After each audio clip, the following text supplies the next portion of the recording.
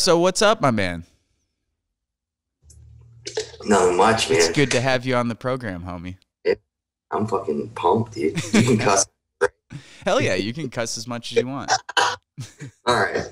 It's just a representation of yourself, though. You know what I mean?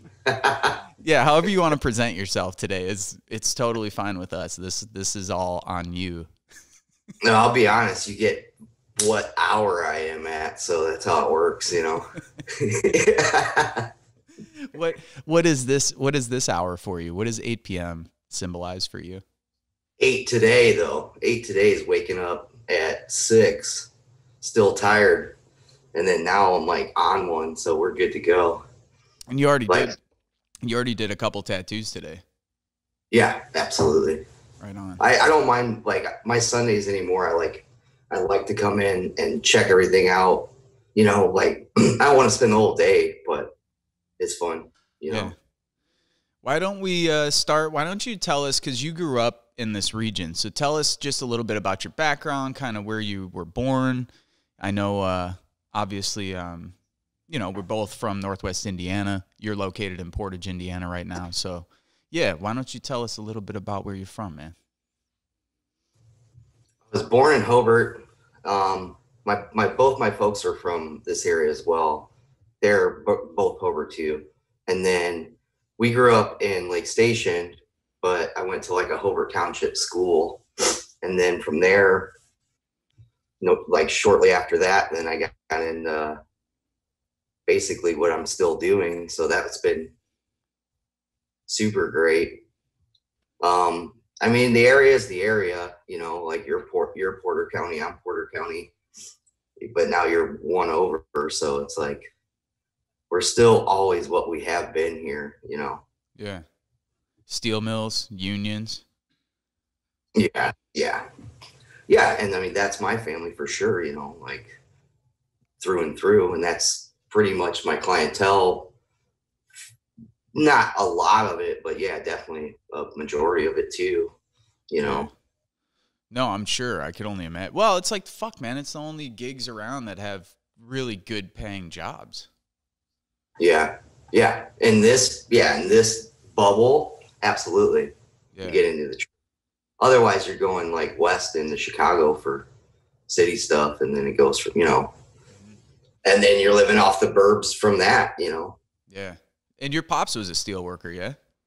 Yeah. Yeah. 42 years, retired now. Fuck Still me. getting it. Yeah, he's like my pops, huh? Like, he doesn't stop. Like, he's always doing shit. Like, he's not on the couch watching stuff, is he? No. Later on in the day, dude, I went over there the other day, and you know, like, that retirement shit is kicked in. You can tell, like, it's great. Like, you can tell, like, there was trees in the way of the, like, porch. So, like, there's bungee cords on the branches, so it would like collect that tree off the porch. And I was like, he's still got shit to do. He's bungee cording trees, but it's great, you know? I was like, dude, that, like, if you are still doing that, you're still working, you know? Hell yeah. Well, you know my pops. I mean, shit, you got to know him. You guys got to work together at the tattoo shop. Yeah. Yeah. A lot of younger wisdom, or meaning like at that age of mine, like the wisdom that he gave me is like still absorbed, you know, like everything and the experiences and the time that I had with him. Because I was, you know, working with people at that time, I think probably 25 to 30 years older than me, I would say. Well, I mean, wouldn't you agree? Yeah, everybody at the shop was quite a bit older than you. And just to give people some context, so the shop that you worked at was like, you worked under one of probably the most important tattoo artists definitely in the state, without question. Definitely, I would say throughout the region and even the country. Like, Jeanne Fritch was a straight up like trailblazer. Like, she was owned the first legal shop, co-owned the first legal shop in Indiana.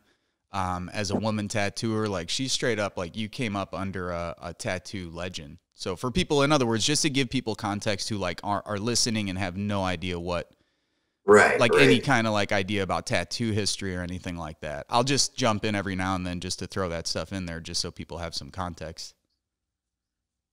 Yeah, yeah. Well, I mean, Jeannie, I'm from that, like, the Indiana tree, so to speak, the family tree of, like, we were talking about that the other day where, we all source from either Roy Boy or Jeannie around here, but then, like, that's even spread further in the bigger scheme of things across America, where, like, that's the one of the major hubs that was way back then and still is, so it's still, yeah, like, definitely from where I come from, there's that root base of tattooing, and then it goes even further, under the ground, not meaning under the ground, but just like the way it spreads out that way. Yeah. Yeah. Like, I don't think people understand that that was a thing in tattooing for a long time, that like people actually have roots and came up under like certain mentors, that it wasn't just that like there were people, of course, who just got into it, but that for a long time, like people did like a proper apprenticeship. Like you did an apprenticeship at Jeannie's shop. Yeah.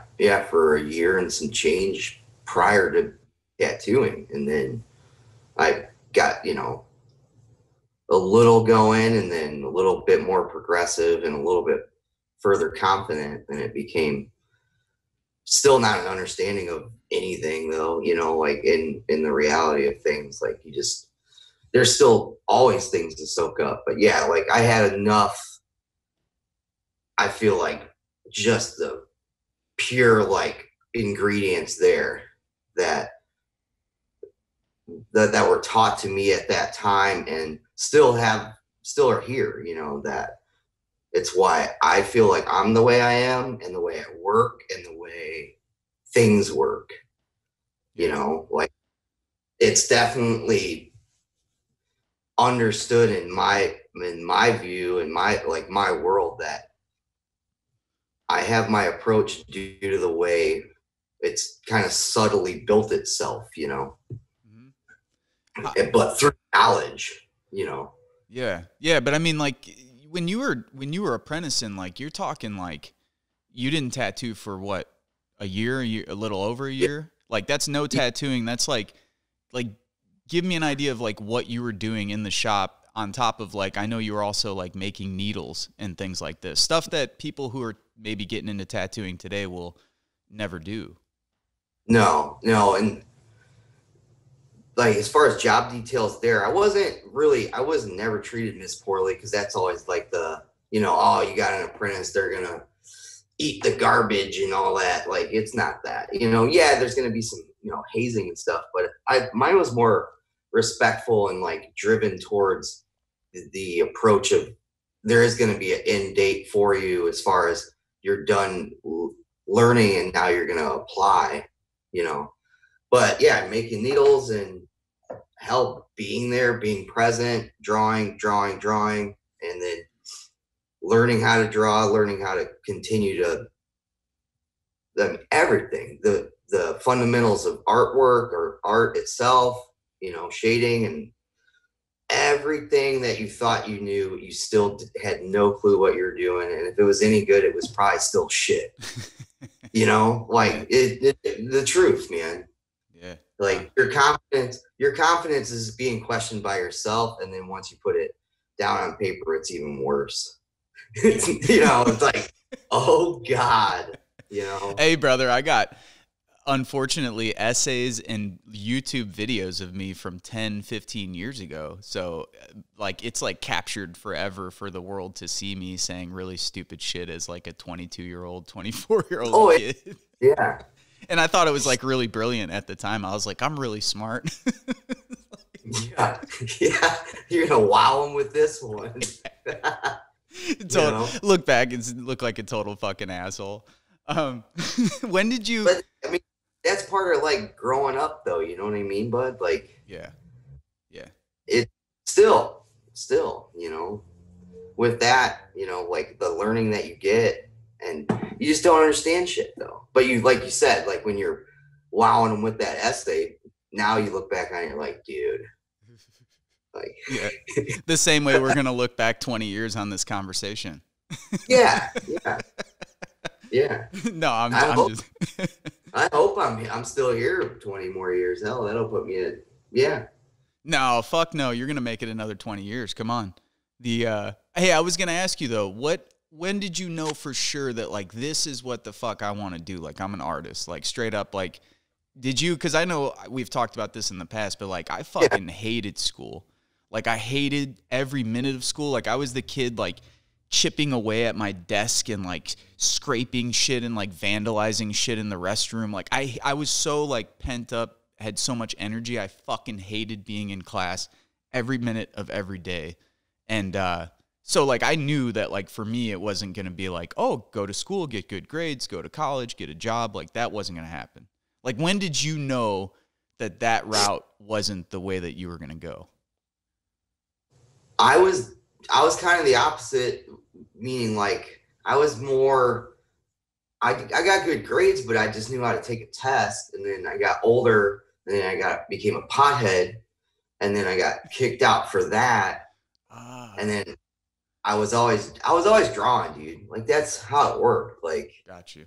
Even when I was young, you know, like younger, that was my, I mean, yeah, it was Nintendo and all that shit, but then it was like trying to draw the Nintendo cover from the game or whatever, just that challenge of trying to draw stuff like that. And then I got kicked out. I was always drawing, and I think I got tattooed in that same time too. Okay. So I went back. Yeah, I went back and I was already tattooed. And when I did get tattooed, that's kind of like when it just sparked it all, where it was like, I still getting good grades. I could go to college. I could piss that away probably, because it was like a Ball State selection or IU for me probably. But I had no clue what I wanted to do. Right. Or how to apply anything. Like, it's like, what am I going to do? Like, what I knew, like I said, when I got tattooed, dude, it was that just like holy shit factor of, I wanted to just ask him even and borrow his shit or whatever, but then it kind of dulled off, and then it went from there to, I think I really want a tattoo. How old were you when you got your first tattoo? 17. Okay. And was it at a shop or was it at somebody's house? House. Right on. Yeah, it was cringy. It was cringy, you know.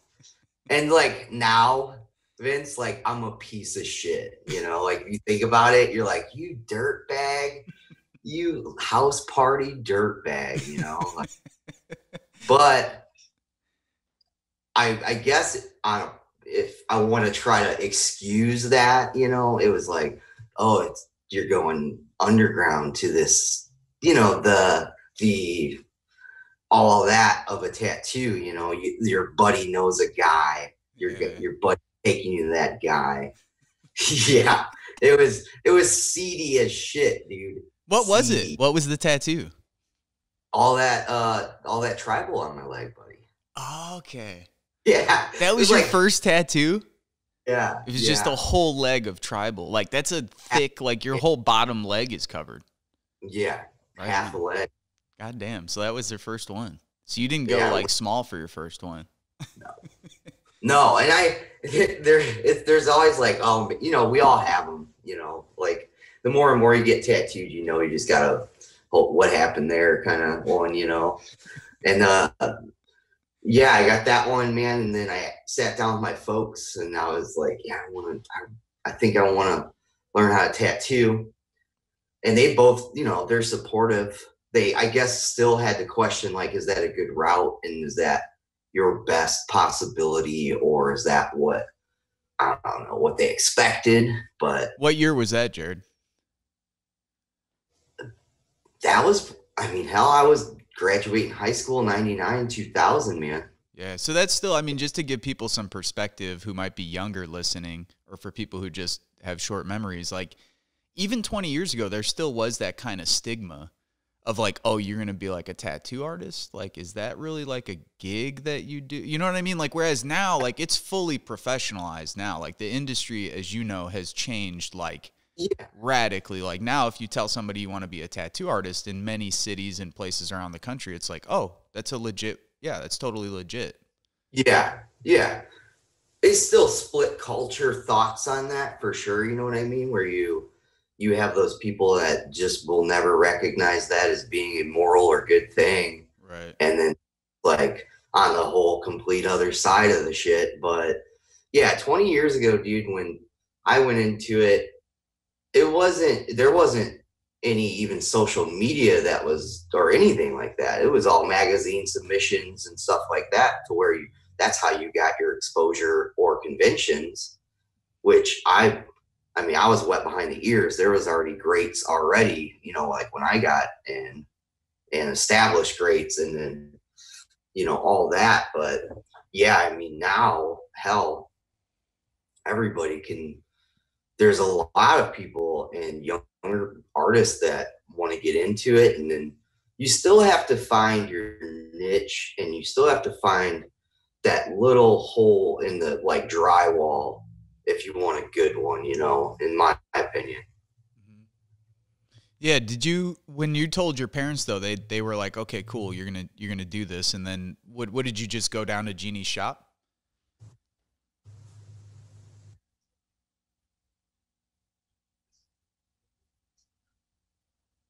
Oh, sorry. I did. I Sorry, buddy. got, I think we had a little delay. That's on our end. It's flashing that our internet connection was a little slow.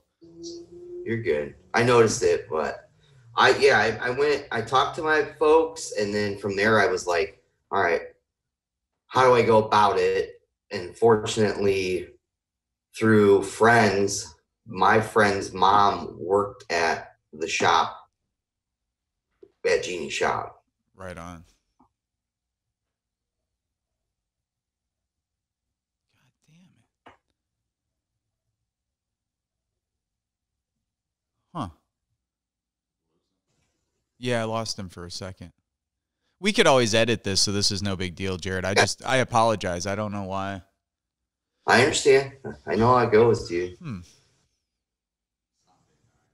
Maybe Sunday night because there's a million people using internet. Who knows? Yeah, you're getting throttled. Yeah. Yeah, because we got you plugged in. We're actually on the landline, aren't we? Yeah, we've got you linked into the landline, and it's flashing that our internet is a slow connection. Someone went bonkers on a Comcast pole. You know? I fucking wish that's what was going on. Something exciting. That's probably it if you think about it. I'm sorry to do that to you, though, man. I know you like when you get into a train of thought. I'm the same way. Like it's a pain in the ass. But anyway, you can just jump straight off of you had a friend at her shop. Yeah, my good friend's mom worked at Jeanne's shop. So I was over there, and then it was like, you know, she told me to get over there. So I went over there. I think, dude, I can't remember that. It's either by like blind fear or whatever, but I can't remember the day I walked in there. I don't know if I called ahead. I can't, you know what I mean? I can't remember if I called ahead and it was like, here, you have an appointment, or it was like, did I cold call them, walk in, and then say I would like to learn how to tattoo or whatever I nervously said.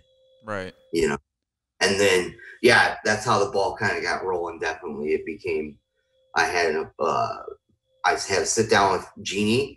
Jeanne was like, bring your stuff, bring your drawings, this and that. And then I brought all that, super nervous. And she's like, yeah, I'll apprentice you, you know, like you have a lot to learn and stuff like that. And then it just formally became that. And it's being young too and still fucking off, you know. So it became a question of how serious like I was gonna get at that age too of, you know, your friends still you're young, dude. It's right. Yeah. You're gonna be stupid, you know. I was about to ask you if you kind of knew who you were working with at that time, but what I'm going to ask you to do first, I'm sorry to do this to you as well. If you have a refrigerator, you might have to unplug. Is there something going on and off that's giving like a wee kind of stuff? Yeah. Yeah. Do you have a refrigerator? Yeah. Is my refrigerator running? I think you're going to have to turn that refrigerator. You're going to have to unplug it. I'm sorry. You hear that, Serge? Okay.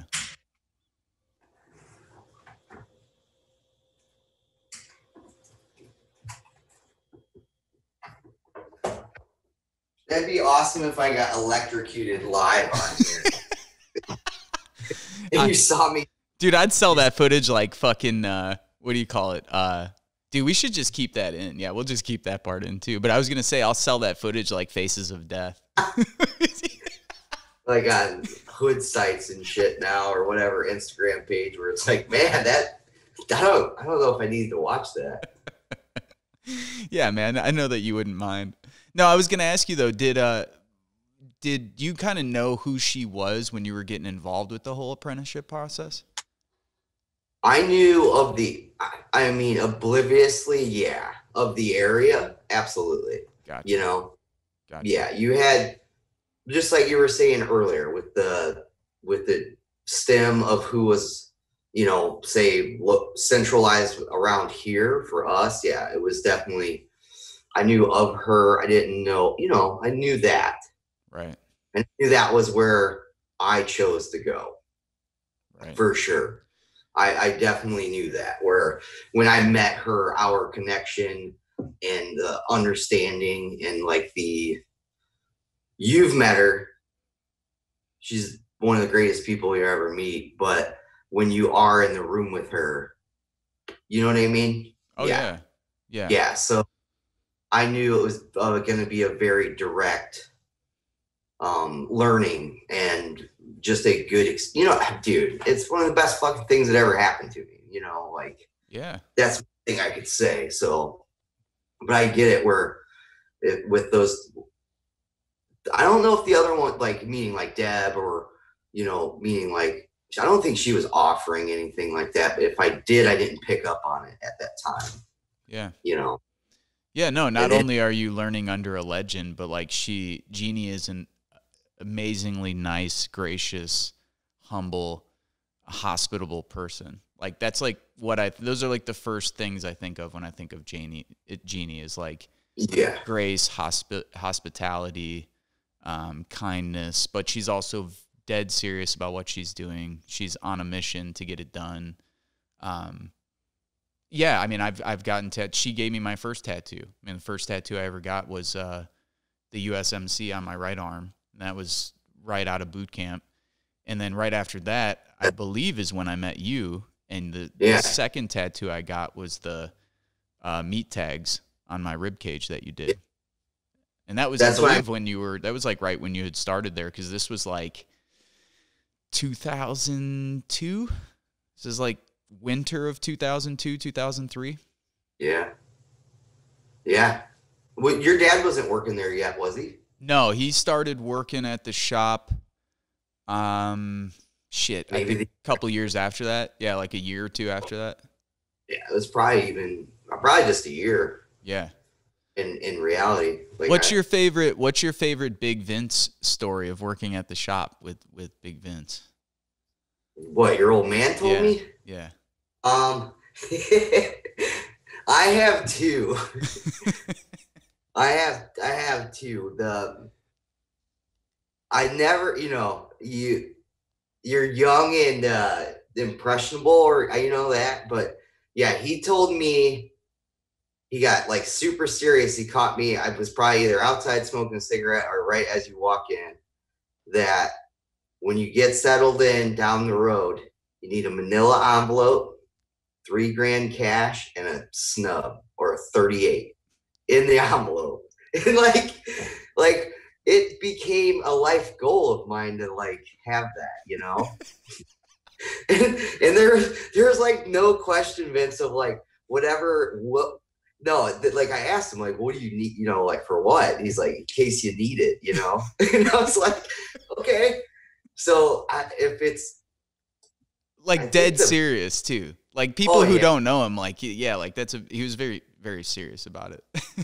Yeah, that's a quick bug out package right there, you know, or when the shit hits and you're good to go for a bit. That's a road trip, you know? Right. That's right. It was, so, I mean, shit, I think it became a goal, dude. It became a goal of mine, have a manila envelope, $3,000 cash, and a snub nose or a 38 or whatever, just a revolver. And I think I was in like maybe my 20s and I hit it, you know, like maybe mid-20s. And I was like, you did it, you know? And I think I understood it a little bit more too when I got my own manila envelope. You know, where you're like, yeah, you might need this one day if the shit breaks, you know? Yeah. That and I mean, just there's a quote that your dad told me, and I'll never forget it because he's like, you're short. And you know which one I'm talking about or no? I don't know. Please tell it. Your dad tells me one day, he's like, you're short. Nose to nose, you got your toes in it. Toes to toes, you got your nose in it. I was like, all right. Yeah, man. I still. Oh, fuck. Mm-hmm. What are some of the crazier stories from when you worked at that shop? The best one from at Jeanne's shop, that was very regulated. I was like still in that, it wasn't regulated. There was that vibe. And when you walked in, you got greeted by a counter person. I was tucked one room away, and I was protecting myself in that room by fear and anxiety, you know, yeah. Because I'm young and don't know shit. But there is this fired up fucking dude at the counter one day. He was like all about getting tattooed. You know what I mean? Just gangbusters ready to get tattooed. And Molina was up there, and dude, like, you know, you're one room away. You could hear this guy's energy, you know, and he's talking like, hell yeah, man, like just fill this up, you know, like you could even, you know, like just all that shit. And Melina's, you know, super calm, and she's like, yeah, we could do that. We would have to, you know, we could get that going. And what would you like here? And this big fucking wolf spider crawls up like this guy's shirt, you know what I mean? Like mid conversation, and like crawls onto the counter. He's like, and like no flinch, no shit, dude. He just explodes that fucking spider on the counter, just like blasts it, just spider bug juice and shit shoots off, and Melina's freaking out. That one's definitely the best because that guy. The spider crawled out of him like it crawled out of his shirt. A huge wolf spider, and he was like, "Oh yeah, spider," you know what I mean? Just blows it up, and then keeps going about his fucking tattoo. Oh shit! By far, I've never seen anybody with that. And that dude, that was probably 2 years in or a year in. There's been nobody that can top his energy. And I've met some interesting people, you know? Oh, hell yeah. No, I want to get into that because it's like a masseuse or like a barber. You are not only a tattoo artist and a worker, but you're like straight up like part-time therapist too. Absolutely. Guidance counselor, part-time friend. It is, yeah. Then you question your friendship towards them. You're like, am I a good friend to them, or are they a better friend? You know, like I feel like I do that a lot because you get to see a lot of people. You get a lot of different relationships with people. Absolutely. And then you have a very giving person who's like, here, I got you this. And you're like, fuck, man, I'm probably just going to give you a mediocre tattoo today. You know, like, am I a good friend for that? You know, and like, then you question loyalty, you know, where it becomes like, man, you know, and a lot of that shit has definitely happened mentally for me since I got over here at the new place where it's, yeah, there's been some major gifts and efforts where it's like, man, dude, for what? For, you know, or not me for what, but like. Well, shit, I remember when you were just opening the shop that you're in now, I remember the amount of people who were in and out of that shop helping you with different things, painting, the floors, right. The walls, that's what I mean. The electricity. I mean, you've got a lot of people, dude, who definitely love you. that's what I mean as far as reciprocation. So meaning when you have to question how much you are contributing to that person or their friendship or whatever. And I always get hit with that, like gift guilt and Christmas guilt and all that shit. So it kind of beats me up a lot, Vince. It does. Dude, I'm the same way, bro. My entire life, I've always been like, I mean, Allison, I'm sure Elena probably tells you this too, but like Allison will always tell me like, there's a lot of people who consider you a very, very good friend to them. And if I asked you how you felt about them, you would probably say, oh, they're a friend. Like, yeah. And you know, that's not like, that's not being aloof. It's just like sometimes, no, it does. It eats me up too sometimes. And I don't know how to respond to that because there's only so much of yourself that you could give to so many people. I mean, at some point, it's like, I think both you and I are this way where we like we can bullshit and be social all day, but like we need that time of like, I want to be in my hole. I don't want anyone around me. I don't want anyone bugging me. I don't want to hear from anyone. Like, I just want to be like in my world. Yeah. Yeah. You know what I mean? And sometimes like if you're trying to like keep up with like 10, 20, 30 friends or whatever, like it's really hard to get into that. Like you like to paint. I like to write. Like those are very solitary things to do where like, you know what I'm saying? Yeah. And it's a hard budget of time. And like you said, you're budgeting any of that friendship and all that. It's, you know, that's one thing that I've never done though, where I'm like, man, I haven't seen you in a bit or whatever. I'm not going to guilt you about it. No. Yeah. I know you've been doing same old shit that I've been doing, but yeah, you know, but putting even our friendship was like that because we spent a shitload of time together. I mean, first of all, I got that second tattoo that I ever got from you at Jeannie's place. And then during my first deployment, when my mom got had her brain aneurysm and I received the Red Cross message and came home, that was the summer that you did my back piece. So we got to spend like many, many hours. I don't know how many, but I think well over 20 hours, just, you know, talking to each other. And like at that point I was sharing stories about the military and what I thought about the wars. And you were just, you know, kind of finding your own tattooing. And yeah, man, we spent this shitload of time together. And even in the years after that, and then as life happens, man, we just a bunch of, you know, I was involved with a bunch of stuff, traveling around, doing different things. I know you had bounced around to a couple different shops. We always collectively met at like, or bumped into each other at a show though. Yeah, that's true. Through, you know, like where, after you came home and all that, it was like, there's Vince. And we like share our new cell phone number, you know, like, hey, here's my cell, man. And then there was the Christmas miracle of 2016 or 2017, whichever year it was. And we have been able to sort of reconnect and be in each other's life pretty regularly. So that has been, that was like, it's been pretty awesome, man. It's been great to like catch up with you in a lot of ways. Oh yeah. Yeah. I know you love all of this sentimental shit. Yeah. I'll just read our text messages real quick.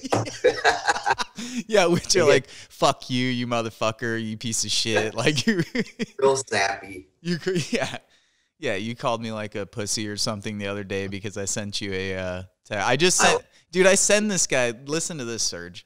I send this fucking guy a text at like 10 o'clock at night. Like I'm all in the living room, like listening to some music and shit. And I'm like, I'm just going to send a message to this guy, say, I love you, man. Like, I'm like, I love you, man. Like I just sent it to him, you know, he sends back like, what? You're such a fucking pussy. It's like, what? And then it got an insult. Then I started insulting him as well, but it happens.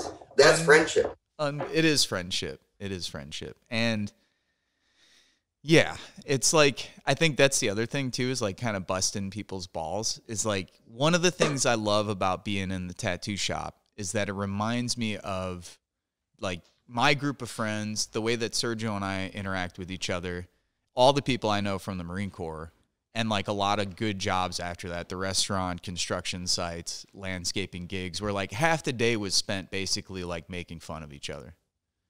Yeah. Yeah. Like that's a beautiful environment. It keeps everything open. I feel like there's a better, I hit like how PC was that, you know? But meaning like, yeah, I have the ability to talk to you on good or bad things. Right. Because of that, I feel, you know, like where you can stay that direct and you could slightly hurt, you know, you're not trying to hurt nobody, you're just fucking with them. But right. You gotta be able to take your jabs, but that just builds that easier line of communication, say for bad shit or good shit, you know, where you can be like, hey, this is going on. I need your help, or I need to talk to you. Yeah. You can catch somebody, not catch somebody, but you get to talk to them easier, you know? Absolutely. Yeah. And you love talking. You talk more than I even talk. And I've talked to people I've talked to people one-on-one for 20 years, dude. Like we could have a good conversation. I enjoy talking to people, or we don't have to. Right. Yeah. It's great. Yeah.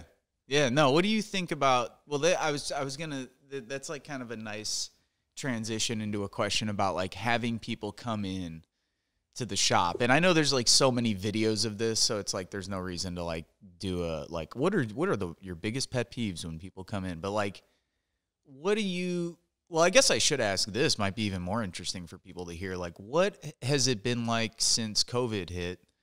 It's a pretty big fucking change to a lot of people's lives. Obviously, it was a big change to your life. You were in this new shop, which toward the end of the interview, I might have you kind of give us a little tour to kind of show people how awesome it is, because it's like one of the most unique tattoo shops I've ever been in. The name of the shop is Untold Gallery, and it's in Portage, Indiana, so you could look it up. But yeah, so you like just moved in here. So to give people like some timeline, like a recent timeline. Yeah. The worst timeline. If you think about a life tidal wave that you're like, yeah. So Jered is in a shop in Portage, a different location than the one he's located in now.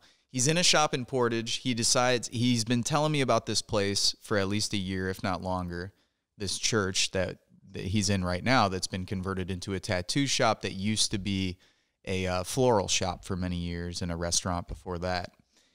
And it's right next to a cemetery. It's a church. I believe it is the oldest building in Portage?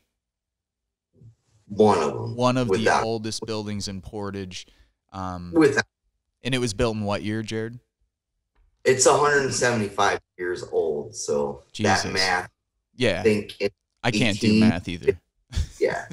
I mean, I have all that information, of course, you know. Yeah. 175-year-old church. Jered moves in. They renovate the place. It looks amazing, as you'll see, and as you can see even back there where he's sitting. And right at the same time, Jered, being Jered, decides that he's also going to get married. And he's going to get married at our community place, at the community center. And so not only is he... Hey, look, can I interrupt? I think I caused all this shit. I know you did. I keep joking. I for the life of me I will never, ever not say that your guys' marriage is... That the marriage at Park was like what kicked... You caused Bernie Sanders to lose the primary that night. You guys, the night that you guys got married, Bernie got his ass kicked in South Carolina. It was the end of the campaign. You got married. COVID hit. You move into this new shop. It's like, holy fuck, dude. Like, you can't pick bigger life things to do than to pick up your business, move it to a new building and a new location, have to renovate it and get married. And then right after all of that, boom, COVID hits. Like the day that we knew the shit was going to hit, Sergio and I actually came in to get tattooed. Because we were and we were fired up. You guys were, yeah. That was what, in like was that in March then? It's like March 9th, I believe, Serge, something like that. Yeah, it was like March 9th. Yeah. And then we closed Park like soon after that. And we closed soon after that too. Yeah. So what the hell has it been like to tattoo with under COVID? We kind of got it. I'll stay positive on it, and then I'll give you the negative of it, for sure. We got approved for being pretty much a check people at the door tattoo studio or shop, parlor, whatever you want to call it. Mm-hmm. So our protocol is kind of awesome. If you think about it, you cut out any wacko, any wild one, and you have your appointments for the day. So you could bring them in. We keep 0 guests with, your person. So we have a low head count, face mask and all that. And that's as far as the approach of tattooing. I mean, I personally became, I guess, more aware of ethical and being ethical, but I was already, but yeah, I mean, we had to put a face mask on, and it became that, but the environment's awesome because it's like I said, it's a low head count. It's most likely already a regular or someone new. And if they're new, they're already kind of vulnerable because that's the first time they've been in here. Mm-hmm. So it cuts any, and then you have the vibe of the shop. So it kind of just runs itself for the day. Yeah. And then you get to add to it or subtract from it for the day, So, yeah. But you guys have been cool. Like, there's been, knock on wood, like, y'all have been good over there. We've been real good. Good. We took this as I took it, and I feel like everybody in here definitely took it as a very positive thing, and keep it beautiful, like we got a good thing. If you look at, do you got a rough job? No, we don't have a rough job. We got a remaining job, is a good way to put it, because there's a lot of our clients that aren't working or furloughed or laid off or, playing that, and not playing that, but they got dealt with that. Right. So that's part of our, I guess, if there was like something that has affected us here, it's definitely due to COVID. We have lost some clientele, and we lose them every other day, it seems like, since there's been, when there's surges and spikes, man, like, yeah, you're going to have your whole week opening up as soon as you're trying to figure out your week. Right. Where, but like I said, we keep a tight protocol, and we're all very aware, whereas like, we don't run a free for all, and it's nice, so.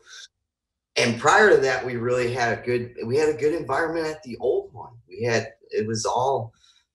We're all established tattooers, so we're direct and ready to go, otherwise we're going to be living here, which we practically do already. Right. I've done it. I've soaked it up for a long time. In 20 years, I've definitely probably 90% of my life, or 80, in the chair. Oh, or at the shop. Yeah. Just at the shop doing something. Yeah. There's recreational and all that shit, but and you've got a great crew too. I mean, you got a crew of people that you were working with for a while, and then you've had new folks who were friends prior to that who joined the crew. So now you got a crew of, including you, there's 6 tattoo artists at your place. 6 total. Yeah. 6 total. All, in my opinion, well experienced, good to go. And I think that's what makes it. And then there's the magic of that too, where you start picking up on it, man. It's not there every day. Don't get me wrong. There's always going to be how you're emotional, or I'm not getting into that. Yeah. Yeah. No. I'm either pissed or ready to, I'm okay. So there's my emotions, you know. That's pretty much my emotions too. Yeah. You know, I feel like anger motivates me, and so does being mad. It's been fuel for the fire. Subtly, the people that have always pissed, yeah, this is getting like Steve Buscemi and Billy Madison, like putting lipstick on now. But yeah, yeah. Tell us who hurt you, Jered. Things motivate me. I know my mom has said since I've moved over here, I've gotten far more mad, but it's like, I finally had a heart to heart with her. I'm like, where has that been different? Well, no, the real question, hey, whenever I get mad and my parents bring something up, I go, and where the fuck do you guys think I got that from? Oh, always. I'm like, no shit, I got a wild ass temper. I'm like, that's wild. You know, I'm like, I can't believe that shit. It's not like I've ever seen you or mom have a wild temper before. Yep. Yep. I love your mother though. Your mom is awesome. Well, both your parents are awesome. Yeah. I've only met your sister a couple times, but she's nice. I interact with her on Facebook. But yeah. Your parents are like they're sweethearts, dude. They're fucking awesome people. Like straight up. It's not surprising that you're awesome because your parents are awesome. And your mom and I can go for days about politics, which I love. Yeah, yeah. She's fired up. She is fired up. Fired up. Fired up. And I'm on a different part of fired up, you know, but just like you said, you know, like when I get that question from them, I'm like, you're the ones that made this horrible concoction. That's right. Of and shit, and you know, like if I was a parent, I think because you're not a parent, I'm not a parent. I don't know how many times I'd have to check my own brain and be like, I knew exactly that's what that kid was gonna do, you know, like where you'd be like, I saw it coming, dummy, you know, yeah, of course. Like I wonder if as a parent, since we're not parents, this is a good question, just to parents, like, can you see it coming? You know, you gotta know. You've got to look at both people and be like, okay, both of us can lose it at the drop of a dime. Like, I wonder what this kid's gonna be like. Yeah, I mean, if you look at the outside of the world right now, Vince, I think partly all these horrible combos of genetics are. Look what we've done, you know. Hey, Jered sounds like Angry Johnny now. I don't know. You got to watch out. Sergio says lots of behavioral stuff. Well, yeah, that's the thing, man. I mean, it's not like it's like how much of this is actually like in someone's genes and how much of this is just like you're raised around just goofy shit. And so if you don't have, I mean, think of all the friends you have or shit that comes up. And I often think to myself, like, how did I learn this thing? Or how did I have this kind of like understanding of the world? And I know you and I have talked about this in the past, but it's like, I'm like, well, fuck, I thank God every day for my parents. I mean, I just sit there and think like they raised me a certain way. They raised me with certain values. Like they teach me certain lessons. And all through life, dude, you know how it goes, man. It's not like that shit stops when you're young. Like in my 20s, I was still learning from my dad. In my 30s, I'm still learning from my dad. Yeah. And my mom, like, and you just, I think I'll probably learn from my mom longer than my dad because I think there's other things to learn from my mom that I haven't learned yet. Whereas with my dad, it's like, now I'm telling my dad to be like, hey, you got to do this. Yeah. Like we also are transitioning into the role of parents. To some degree, like, you know what I mean? Like, I remember somebody years ago telling me, like, as your parents get older, like, you're going to turn into the parent and they're going to be the child in some ways. And it's true. Like, I go over to my parents' house and I'm like, what the fuck are you two arguing about? Like they used to do with Tony and I. I look at it that way now with my folks where I will always run to advice or for advice from them. And I know you probably do too. My mom's always been that beck and call, where even if I have a decision made up, it's kind of like I want to hear her, and I'm like, oh, that's bullshit, or I'm like, she agrees with me. Yeah. You know, I've never really butt heads with my old man, but we have a different relationship. That's my old man, you know, but my mom's my mom, and she's like I always want to hear what she's got to say, and it's always been that go-to call.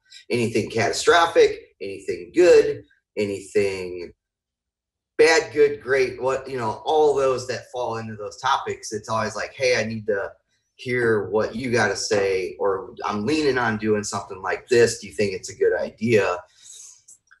And sometimes, you know, like it'll be personal, it'll be business, you know, and then on business, sometimes I'm like, nah, blah, blah, blah, I'm doing that dumb shit, you know, but I still want to hear her, you know, and even when it became here, it's that, like, the decision here, Ma, we're moving right now. I'm like, yeah, like, we're moving. It's like hot to trot. We're getting the keys this day. I'll swing everything. We're gonna, you know, and that was coordinating the wedding too. And it was like boom, boom, boom. And it was always still, but yeah, who was painting here? You know, like me, like my mom was here painting. My dad's like fixing a door or whatever shits, you know, like that's how, I don't know, where I know what you mean, where like it reverses on a parent where you're like, what the hell are you doing? You know? Yeah. Yeah. And as they get real old, they're like, we're going to have to, not only that, but like, we're going to have to quite literally take care of them. You know, like you have to like go over and like help them with stuff and like take care of them to some degree. And yeah, dude, I think it's really funny too. Serge and I were talking, because Serge has a really tight relationship with his parents.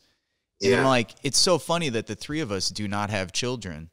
And I like, because we like, no, I mean, hey, I'm happy with my decision, and I don't think Serge doesn't have a choice anymore. So his balls are snipped, so he ain't having no kids anymore. Hey, I don't want them. I can't have them either. So yeah, no, I'll be joining that train as soon as we open up for safe surgeries again, but which was supposed to happen this winter.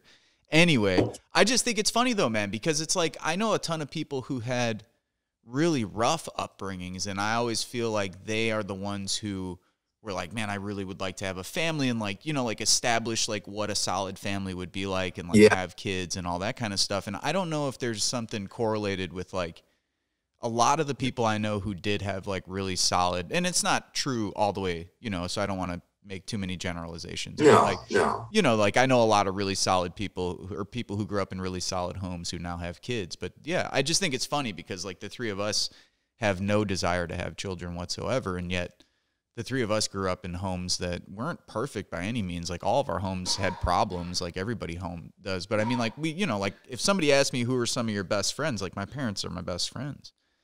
You know, you know, I mean, and that's not the case for like a lot of people, man. And I don't know at what age I kind of realized that.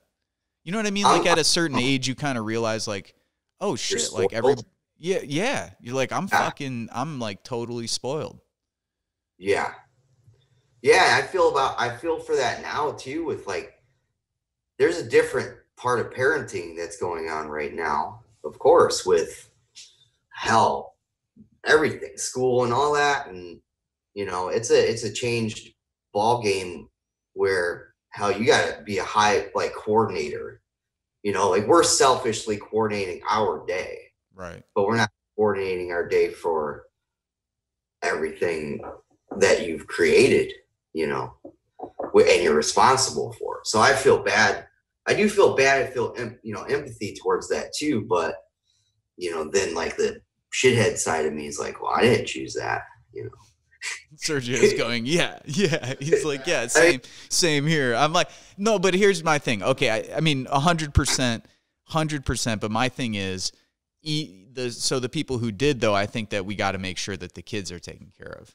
Yeah, absolutely. Yeah. I mean, that Sergio's saying, of course, as well. I mean, no, I just want to be clear because, no, I definitely feel that. There is a part of me that does get a little frustrated when I talk with some of my friends, you know, who will just like constantly like complain to me. And I'm like, look, like you know, like there was like part of my reasoning, I don't know if this is true for you, but definitely part of my reasoning at a young age to not have kids was like, I thought the country was going to shit.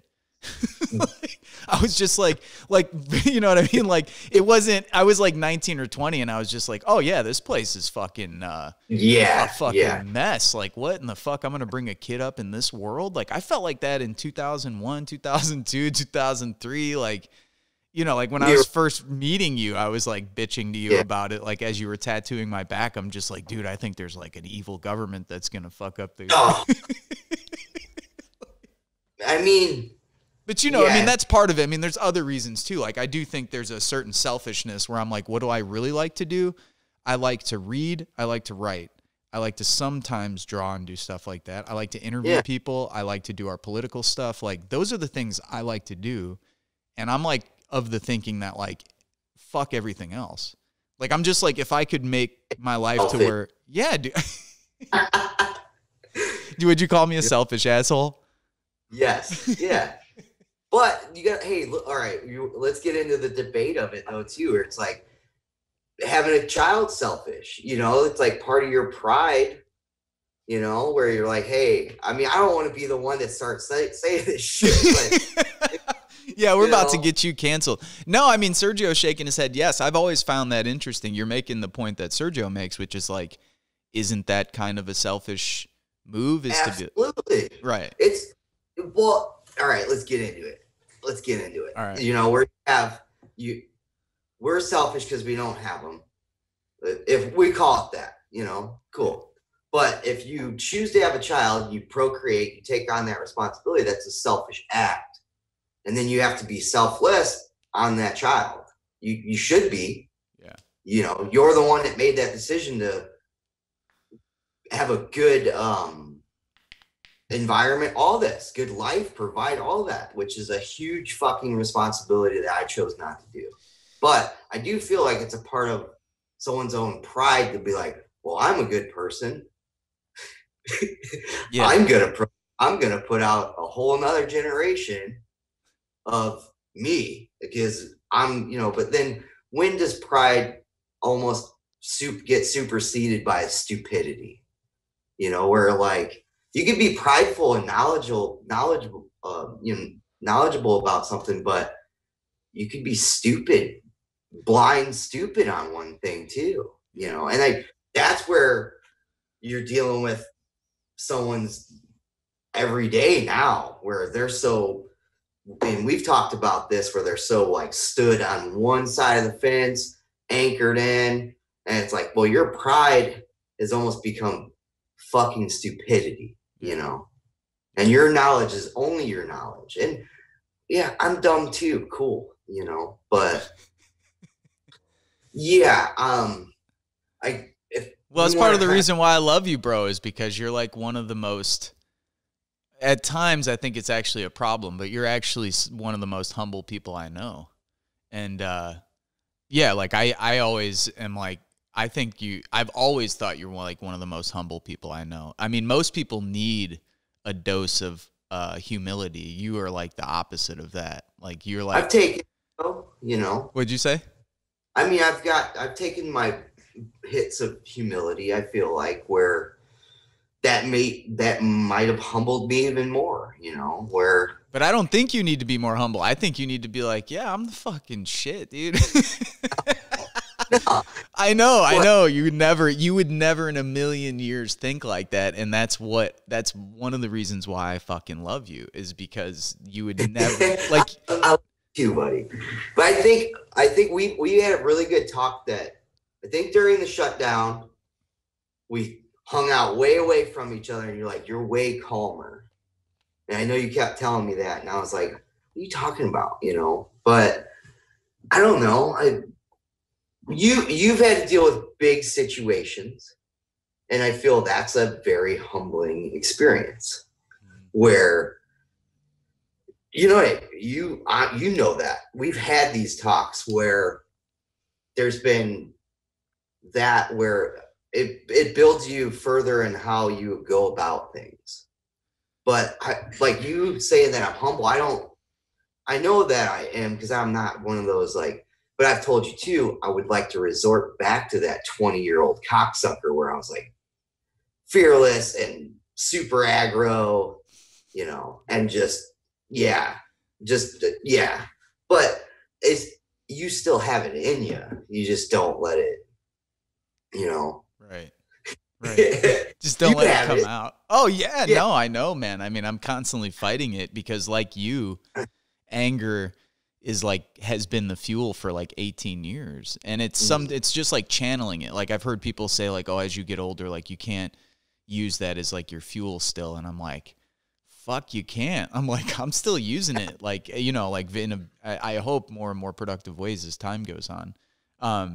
I want to ask you a couple other things though, because I know I could talk to you for 5 hours. But I do want to ask you some like specific sort of tattoo questions too, because of course, I think one of the things that you know that a ton of people don't know is like some history of tattooing, like the different styles of tattooing. Like these are things that like, you know, how do I put it? Yeah, people could get on like Vice and check that kind of shit out. There's a lot of people who will listen to this or watch this who would probably never look up like a inked documentary on Vice or something like that. So it's like, those are really good. They're awesome. Yeah, no, they're fucking awesome. I was gonna ask you kind of, how did you know what style, like knowing that there's different styles, Japanese, traditional, American traditional, fine line, black and gray, all the rest.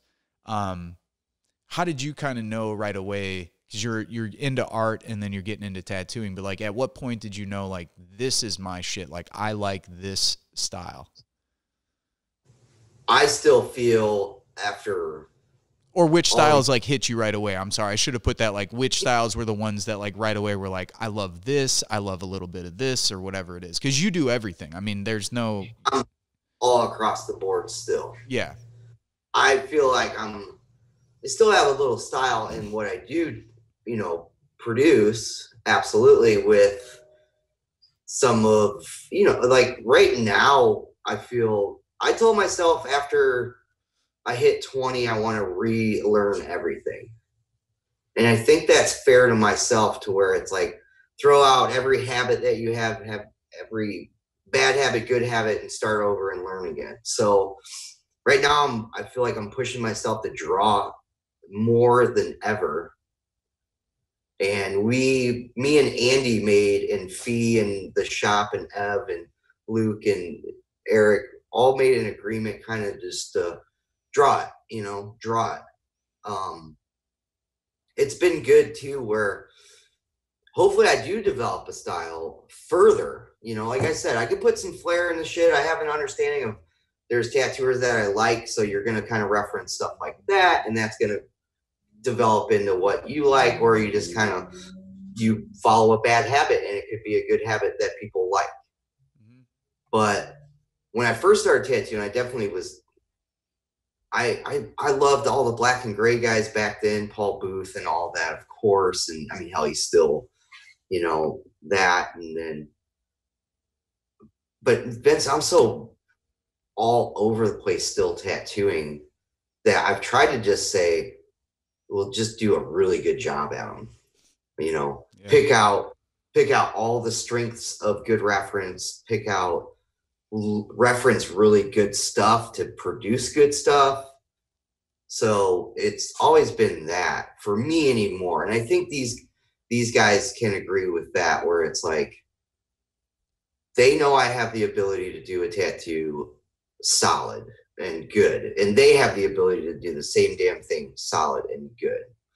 You know, like, there's so many diverse styles of tattooing these days that it is by far vast, and so vast, and it's hard to explain. But there is big categories which those categories fall into, or subcategories. So you have, you know, traditional tattooing, of course, that stems from, you know, the beginning, and then you have like Japanese tattooing and all that, you know, like bigger work, larger piece work and whatnot, and realism. You have color realism.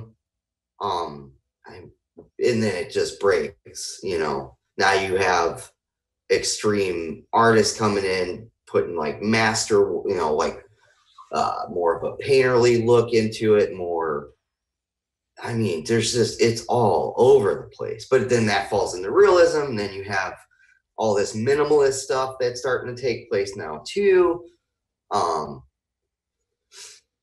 Floral work, and girls are getting bigger, larger scale work now, but it's like geared toward, not geared, I don't want to say that. It's beautiful compared to maybe an era of tattooing for them that was kind of just still didn't have its own identity. Yeah. Now it's like, you know, and I've always worked with, and I think pretty much in every shop I've ever worked with, which shouldn't be a thing, I've always worked with a gal, and I've always worked with like women. Yeah. So, but it is still a thing in the industry. I mean, there's no doubt that like it's still kind of a boys' culture for sure. I mean, you know, I don't think that it's not, definitely not what it used to be, but like there's been some, even like the last time I was in LA, I talked with some of the female artists at some of those shops, and it's like, yeah, like they kind of have that attitude of like, I'm fucking bad to the bone, and like I'm gonna play with you guys, and like if you guys, you know what I mean, it's kind of like a lot of that. Like you have like those are the killers, you know, like they're the ones that, yeah, well, you have a woman in your shop who's a killer. I mean, yeah, Evelyn Garcia, who is just fucking phenomenal. I mean, her stuff is really something else, man. I mean, fortunate to have her there. And her old man is the one who wired the building up. Yeah. I just saw him the other night. He's one of the best people. And not only wired the building up, but gave you the saying that is plastered on the windows of your shop, which is, what did he say to you? This is a place where you can make your dreams. Fucking A. Yeah. That's beautiful. It's super simple, and it fit all the windows. Oh yeah. I just saw him the other night, like, you know, he was in, and I was like, man, I love Pronunciano, you know, like he's one of those people. I've met him probably, let's say, a total of 30 to 45 minutes, you know, but you know. Yeah.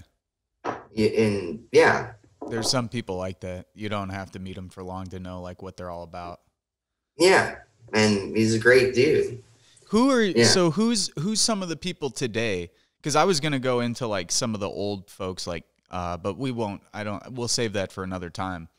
Actually, I think it would be cool to have both you and Eric on, and kind of get Eric to do like a history of Roy Boy, and kind of go into like a history of tattooing a little bit, and kind of talk about some of these guys and how influential the Bob Shaws and Eamon Dietzels and God, there's so many. I mean, we just Burt Grimm's and Mark Mahoney's and Jack Rudy's and Freddie Negrete, all these guys, and where they come from, and the Bowery, and the difference between the Bowery and the Pike, and what that meant, and the connection to the military, and even before the military, the connection to the circus, and even before that, the connection to like Great Britain and the Empire, and like how they like it, which is why I love the history behind George Burchett, my favorite guy, because it's like he's a Navy vet. He's traveling all over the world with the British Empire. He's picking up all this shit at like these different islands he's going to in the Pacific, and then he's in Japan, and he's picking up all this stuff and then bringing it back and then tattooing in Great Britain. But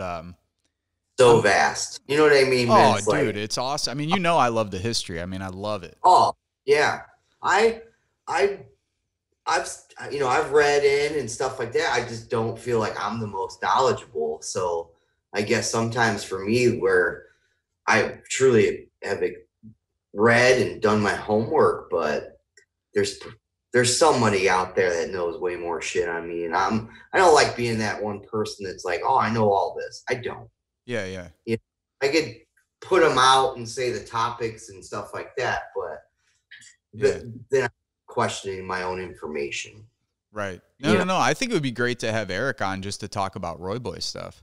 Yeah. Just to give people an idea of like who Roy was and what he meant to the region and what he meant to tattooing. So I was going to ask you, who are some of the cats today though? Like if you were going to tell somebody like, here's some people you need to be checking out today, like who are some of your favorites that are out there other than the people you're working with? Because I know you're obviously even a fan of the people that you get to work with every day.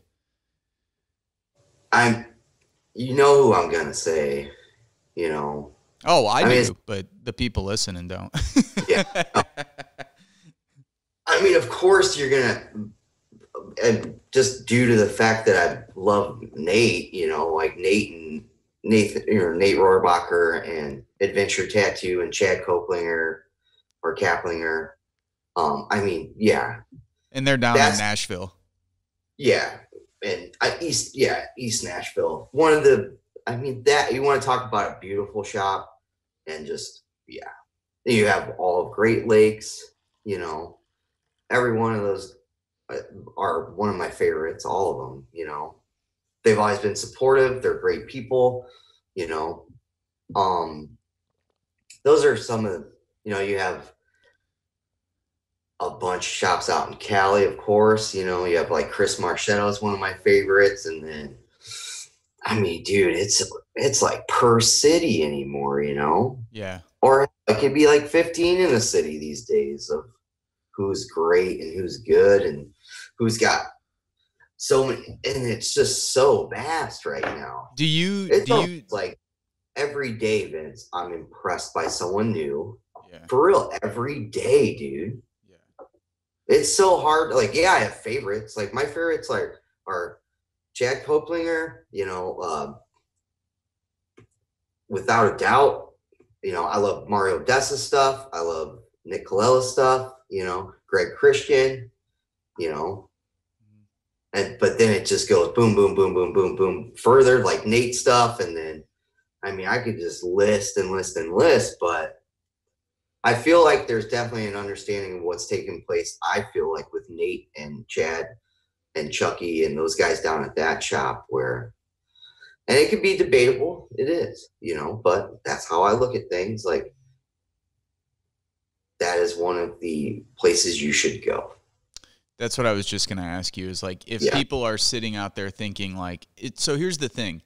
If you see something, I'm assuming you're going to agree with this advice, but if you see something on Instagram that you want, you go to that person to get it.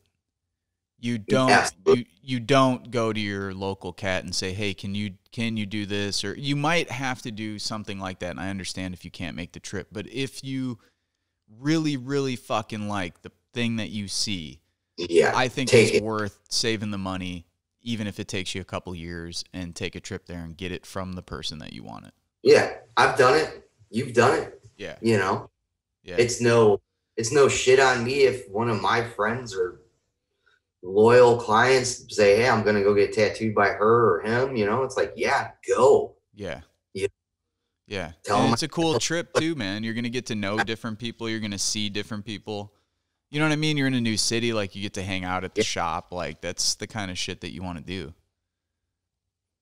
Yeah, man. It's part of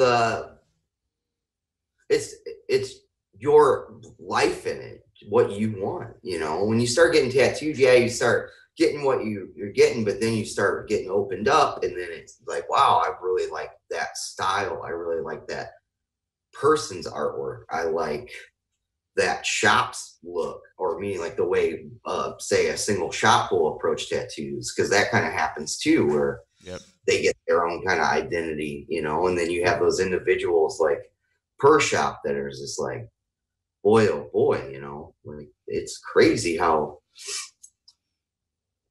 everything's so vast these days. Like I was saying earlier, like I just said, where dude, you can go on Instagram or social media these days, and every damn day of your life, you can find someone that's just going to blow your mind.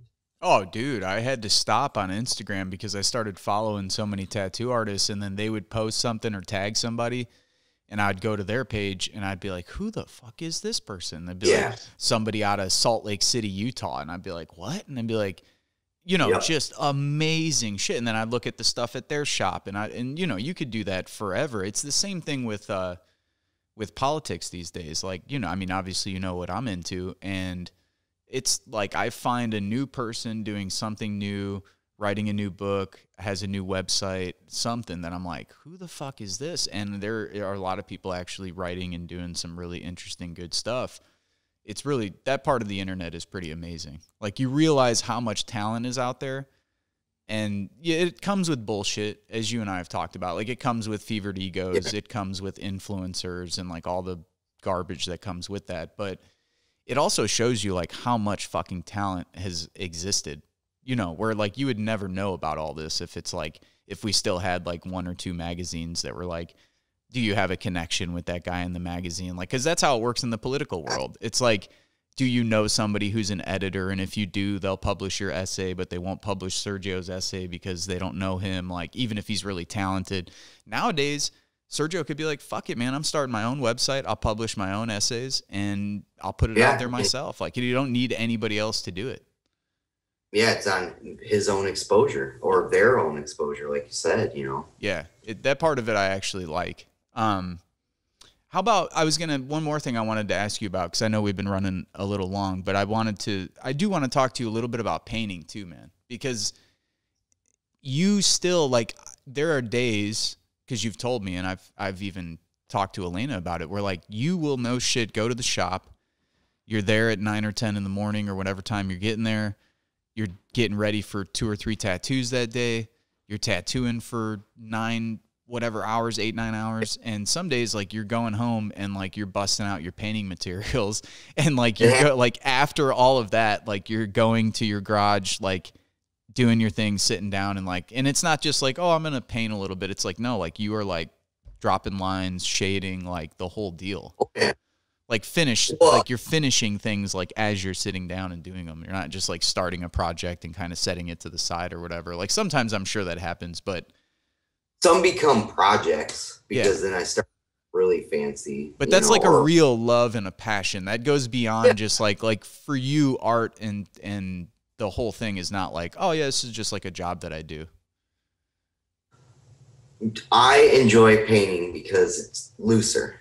It's not rigid. I'm not even dealing with one of my friends. I'm allowed to do what I want to do, and it's like a clear head.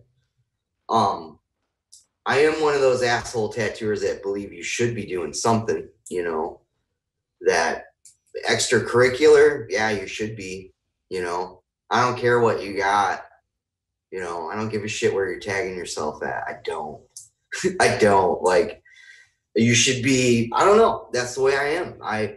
And maybe it's me being an asshole about it further than I should be, but it's like, hey dude, like it's part of your craft, you know, even if, I can't wait down the road, Vince, on me being like, I enjoy painting. You know that we've painted outside in my 3 Seasons porch, you know, in the summer and stuff like that.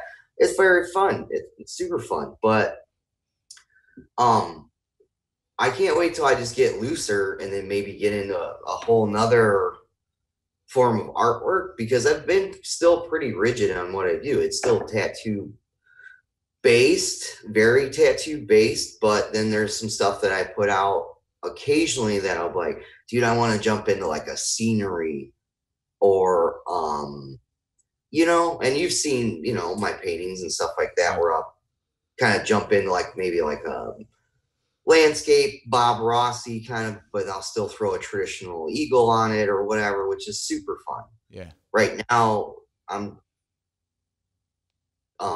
you know, working on a whole set. I got 6 or whatever. I'm on a kick. I'm pushing every bit of that as being drawn on the sheet. I'm not pre-drawing any of it. I'm drawing it first, start it off, map it out kinda, and then go from there where you're filling the whole sheet. I'm definitely on a dagger kick, of course. But yeah, it's all still trying to draw everything on there, which has been nice. And that's like straight up sharpening your skills is what you're saying. Like what you said about tattoo artists, like should be doing something extracurricular. It's like, it's not enough to just like go to work and do your tattoos. It's like, you should be like going home and like actually like doing other forms of art. It would be good it adds to all of it. I think it's a good emotional, it's a good head clear. Yeah. You know? I get to the point sometimes where I get like, I don't say it out loud, but I'm like, man, I'd rather paint. I do to these guys where I'm like, dude, I want to paint all day. where it hits me. And it's not that I'm not want to tattoo somebody. It's like, dude, I want to chase that painting and finish it, you know? Mm-hmm. It happened years ago, and fortunately, I kind of learned how to paint by myself through error. And then I started painting with some other tattooers, you know. And then I started painting and hanging out with like Felix and Andy and Nate and Eric, you know, and like even Ev started jumping in. And, but we were cliquey for a while when Nate was up here, and we painted very deliberately and every like 2 weeks, and we got super cliquey, and it became a thing where we all kind of agreed that that's what we should be doing, you know. But I think it was always on us too, you know. Nate's one of those dudes that's like, he's definitely that energy, he's definitely that vibe where he's like, I gotta paint, or he'll knock out a bunch of beautiful paintings. He's getting looser, I could see it. I feel like I'm getting a little looser, so I'm just gonna keep going, you know. Hell yeah. I mean, dude, I painted so damn much during the shutdown too, where I got weird, and it felt good, you know. Like I did some dark shit, I did some weird, fun shit, and I think it's still going. Like, some of my favorite painters in the game are, of course, like, right now I'm on a Nathan, like, I can't pronounce his last name, Nathan Kochergin, but it's like real mixed media. It's like tattooey, but then it's just beautiful. Super cool. Is he the cat out of LA? Is he out of the Willows? God damn it. I think I know. Is he out of the West Coast? Yeah. I know I know exactly who you're talking about, dude. It's really cool. It's cool, super cool shit. Super artwork. Yeah. You know? Yeah. Where but that's where you finally get loose, you know, where you could do rigid structured line work and then shade and paint and stuff like that, but you start creating artwork that's, you know. Yeah, man. You have it in you, you know, you just gotta let that kind of happen. Yeah. You know, we watched this video not too long ago, and like you were saying earlier, guy, it's a tattoo video, but he said that, like, you were talking about, you know, solitude things, and I think he said something along the lines where you'll never be a good artist if you're hanging out with people, meaning like you have to like put all that time out by yourself. It's not quoted what he said, but it was basically going back to that, where, you know, and dude, there's times I probably should be doing better shit or experiencing better shit, but I'm not gonna sit here and question my own gosh damn life. You know, or no, man, like, you can't do that too much, dude. You drive yourself nuts. But I do think it's good to have that anxiety. Actually, you're saying exactly the same thing that Oliver Stone said when we had him on the program, which was like, he was saying that as he's talking, like, he thinks about all of this shit that like he should be doing. That like sometimes he'll be like running his mouth and he's just thinking like, I've got a screenplay I should work on. I've got a documentary I should work on. Like, there is something back here that's more important than whatever I'm running my mouth to this person about right now. And I think that's like a good feeling to have. I think like really productive, sort of disciplined people, I think, have that. You know, they have that sort of feeling inside of them of like, like, what am I doing? Like, there's something more productive I could be doing right now. I think it's a good feeling to have, man. I mean, it's also good to chill, which is why, like, I have to tell myself to be like, hey, you know, sit upstairs and watch a few movies and don't do shit. Like, it's good. Like, it's really good to do that. It's just getting harder and harder. I see now, like, by the time we're our dad's ages, dude, we are going to be nuts. Like, because I could already see it now where, like, I'll sit down to, like, watch a movie and I'll be like, I'm like, what the fuck am I doing? What am I doing? What am I doing? I'm like, what am I doing? I'm more of a crash and burn person, you know, where I'm so damn manic during the day, where if I crash, I mean, that just meant like I'm either out, you know, but like I said, I'm just internally manic, like you said. So it's like, dude, like, just follow it, you know? Hell yeah. Just let it go. Like, shit. Yep. I agree with you, dude. Yeah. I wish I run in circles. Do it. Fuck yeah. No, I think that's a good way to end. That's like some good advice for people. Run in circles. Yeah, I mean, shit. If you got it in you, just keep doing it. You know. Right on, brother. Well, I wish I could see you in the flesh. It fucking kills me that we haven't been able to hang out. For people who are listening or watching, at least once a week, sometimes once every couple weeks, whatever it was. But like, I would stop by the shop to hang with Jered and everybody. And I fucking miss it, man. I really do. I miss you. I saw you a little while ago. Where did we? Like a month ago. When did I tattoo you? Or when did we hang out? Oh, shit. That was a month ago. That was like, Serge's like, when was it? Yeah, when was that? That was a little while ago. For my birthday.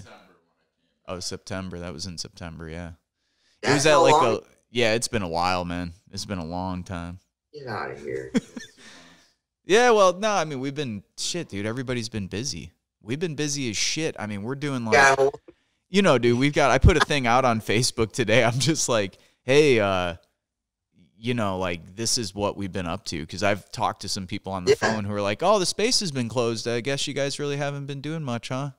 And I'm just like, I'm like, no, dude. I'm like, Sergio's finishing his documentary, and then I have to explain to people for every hour of video time, there's an hour that goes into editing. So it's like, or 2 hours, something. So it's like, dude, you got like 2.5. What were you going to say? You got Serge, dude. Yeah, well, that's what everybody, I know, man. That's what everybody assumes, that Serge is like the Ukrainian mule. They're just like, oh, Sergio is on it. Like, Serge is the power, dude. Yeah, like why would you worry about it? There's no stopping Serge. We all know that. I know. He's probably doing something else while he's doing this. He is. He is. That's how it works with him. He said it's not good. Nah, man, that's the way it is. Yeah, always. Well, hey, brother, thank you for doing this. I fucking miss you. I love you, and it's good to just catch up with you. Yeah. I'm going to cold call your ass soon, and, I told you that, but then it's like, yeah, I got busy too. So It's all good, baby. I got Christmas gifts for you, so I'll be stopping by the house to drop them off. Oh, it's almost Christmas. Jesus. Yeah, it is. It's something, but I definitely got a couple things for you, so I look forward to dropping them off at your place. Tell Elena I said what's up too. By the way, the shirt I'm rocking out, if you like the shirt that I'm fucking rocking out, Spellbound, check it out. Spellbound Supply Company on Instagram, everywhere. Yeah, you can check them out mainly check them out on Instagram, Spellbound Supply Company. They got some badass shit, and Elena is Jered's wife. She's also awesome, and I miss seeing her around too. She's a slayer. She is. Truly. No, I know. She's badass. Tell her I said hello, please. Thank you, my man. I will. Not a problem. Hey, thank you for watching and listening. If you think this program is worth a pack of cigarettes or a cheeseburger, you could become a Patreon for as little as $3 a month.